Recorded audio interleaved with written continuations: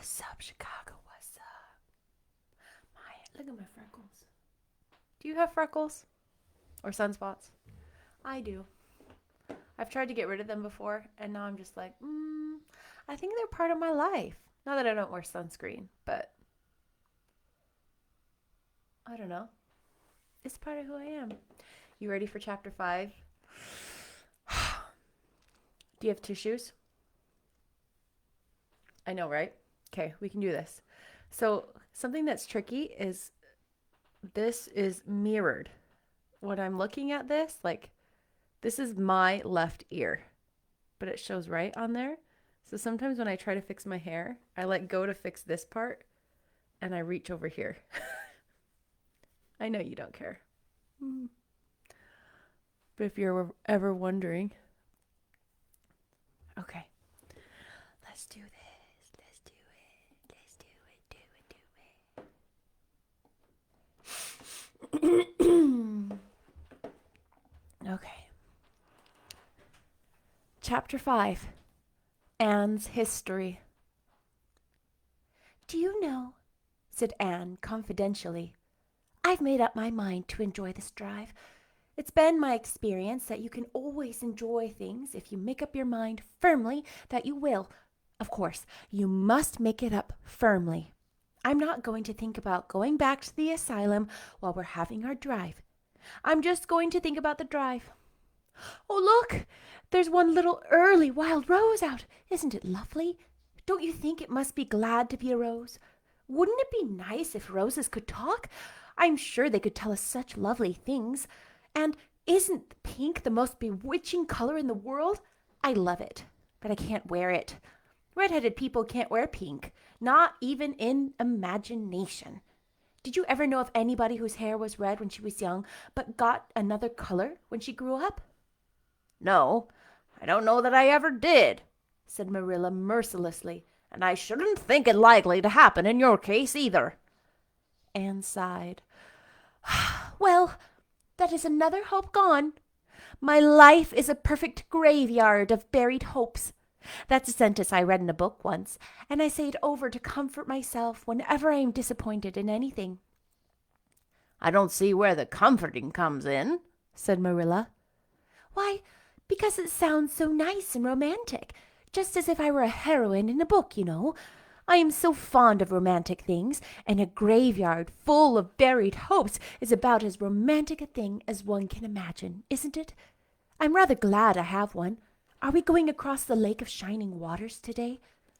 We're not going over Barry's Pond, if that's what you mean by your Lake of Shining Waters. We're going by the shore road. Shore road sounds nice, said Anne dreamily. Is it as nice as it sounds? Just when you said shore road, I saw it in a picture in my mind, just as quick as that. And White Sands is a pretty name, too, but I don't like it as well as Avonlea. It is a lovely name. It just sounds like music. How far is it to White Sands? It's 5 miles, and as you're evidently bent on talking, you might as well talk to some purpose by telling me what you know about yourself. Oh, what I know about myself isn't really worth telling, said Anne eagerly. If you'll only let me tell you what I imagine about myself, you'll think that ever so much more interesting. No, I don't want any of your imaginings. Just stick to the bald facts, beginning at the beginning. Where were you born, and how old are you? I was 11 last March, said Anne, resigning herself to bald facts with a little sigh. And I was born in Bolingbroke, Nova Scotia. My father's name was Walter Shirley, and he was a teacher in the Bolingbroke High School. My mother's name was Bertha Shirley. Aren't Walter and Bertha lovely names? I am so glad my parents had nice names. It would be a real disgrace to have a father named, well, say, Jedediah, wouldn't it? I guess it doesn't matter what a person's name is as long as he behaves himself, said Marilla, feeling herself called upon to inculcate a good and useful moral. Well, I don't know, said Anne, looking thoughtful. I read in a book once that a rose by any other name would smell as sweet, but I've never been able to believe it. I don't believe a rose would be as nice if it was called a thistle or a skunk cabbage. I suppose my father could have been a good man, even if he had been called Jedediah, but I'm sure it would have been a cross. Well, my mother was a teacher in the high school too, but when she married father, she gave up teaching, of course. A husband was enough responsibility. Mrs. Thomas said that they were a pair of babies and as poor as church mice. They went to live in a weeny, teeny little yellow house by Bolingbroke. I've never seen that house, but I've imagined it thousands of times. I think it must have had honeysuckle over the parlor window, and lilacs in front of the yard, and lilies of the valley just inside the gate. Yes, and muslin curtains in all the windows.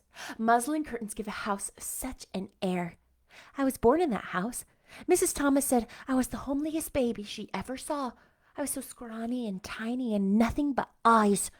But that mother thought I was perfectly beautiful. I should think a mother should be a better judge than a poor woman who came in to scrub. Wouldn't you?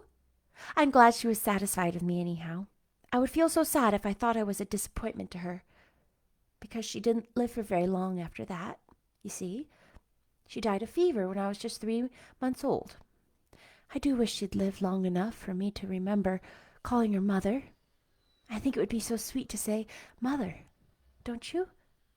And Father died 4 days afterward, from fever too.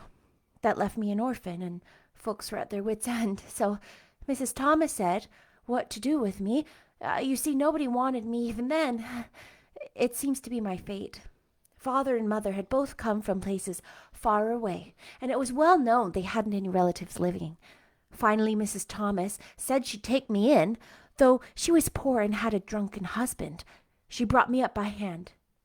Do you know if there's anything in being brought up by hand that ought to make people who are brought up that way better than other people?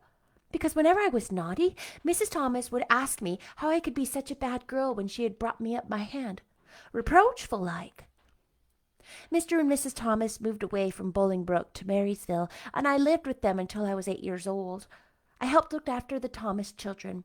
There were 4 of them younger than me, and I can tell you they took a lot of looking after. Then Mr. Thomas was killed falling under a train, and his mother offered to take Mrs. Thomas and the children, but she didn't want me. Mrs. Thomas was at her wit's end, so she said what to do with me. Then Mrs. Hammond from up the river down and said she'd take me, saying I was handy with children, and I went up the river to live with her in a little clearing among the stumps. It was a very lonesome place. I'm sure I could never have lived there if I hadn't had an imagination. Mr. Hammond worked a little sawmill up there, and Mrs. Hammond had 8 children. She had twins 3 times. I like babies in moderation, but twins 3 times in succession is too much. I told Mrs. Hammond so firmly when the last pair came. I used to get so dreadfully tired carrying them about. I lived upriver with Mrs. Hammond over 2 years, and then Mr. Hammond died, and Mrs. Hammond broke up housekeeping. She divided her children among her relatives and went to the States. I had to go to the asylum in Hopeton because nobody would take me. They didn't want me at the asylum either. They said they were overcrowded as it was, but they had to take me, and I was there 4 months until Mrs. Spencer came. Anne finished up with another sigh, of relief this time. Evidently she did not like talking about her experiences in a world that had not wanted her. "Did you ever go to school?"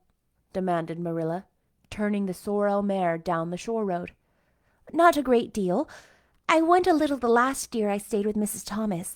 Then I went upriver. We were so far from the school that I couldn't walk it in winter, and there was a vacation in summer, so I could only go in the spring and the fall. But of course I went while I was at the asylum. I can read pretty well, and I know ever so many pieces of poetry off by heart. The Battle of Hohenlinden, and Edinburgh after Flodden, and Beinen on the Rhine, and most of The Lady of the Lake, and most of The Seasons by James Thomson. Don't you just love poetry that gives you a crinkly feeling all up and down your back? There is a 5th piece in the 5th Reader, The Downfall of Poland, that is just full of thrills. Of course, I wasn't in the fifth reader. I was only in the fourth, but the girls used to lend me their books to read. Were those women, Mrs. Thomas and Mrs. Hammond, good to you? Said Marilla, looking at Anne out of the corner of her eye. Oh, faltered Anne. Her sensitive little face suddenly flushed scarlet, and embarrassment sat on her brow. Oh, they meant to be. I know they meant to be. Just as good and as kind as possible. And when people mean to be good to you, and you don't mind it very much when they're not quite always. They had a good deal to worry them, you know. It's very trying to have a drunken husband, you see. And it must be very trying to have 3 sets of twins in succession, don't you think? But I feel sure they meant to be good to me. Marilla asked no more questions. Anne gave herself up to a silent rapture over the shore road, and Marilla guided the sorrel abstractedly while she pondered deeply. Pity was suddenly stirring in her heart for the child. What a starved, unloved life she had had, a life of drudgery and poverty and neglect. For Marilla was shrewd enough to read between the lines of Anne's history and divine the truth. No wonder she had been so delighted at the prospect of a real home. It was a pity she had to be sent back.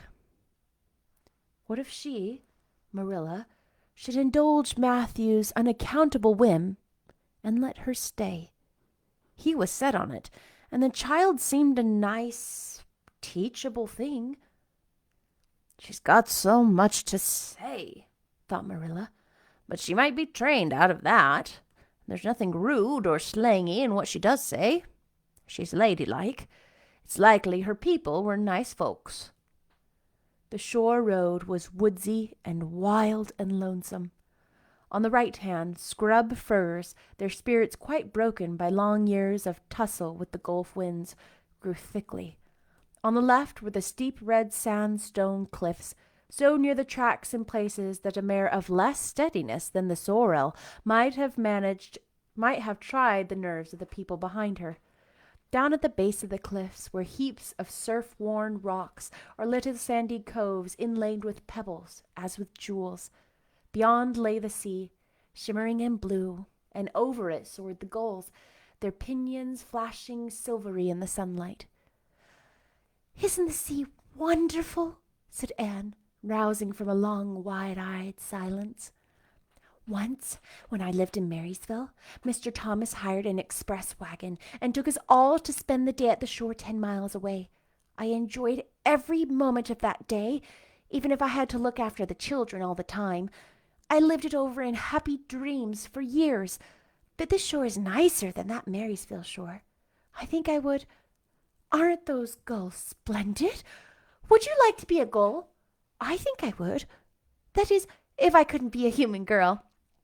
Don't you think it would be nice to wake up at sunrise and swoop down over the water and away out over the lovely blue all day, and then at night to fly back to one's nest? Oh, I can just imagine myself doing it. What big house is that just ahead, please?" "That's the White Sands Hotel. Mr. Kirke runs it, but the season hasn't begun yet. There are heaps of Americans come there for the summer. They think this shore is just about right." "I was afraid it might be Mrs. Spencer's place," said Anne mournfully. "I don't want to go there. Somehow it will seem like the end of everything." That's the end of chapter 5. It's a shorty. And guess what? I'm going to record now chapter 6, but I'm not going to post it live. So I will be uploading it tomorrow without posting it, because tomorrow is my birthday. How old do you think I'm going to be? Most people guess older than I am, but I have a young spirit. Anyway, I hope you enjoy. Mwah! Bye!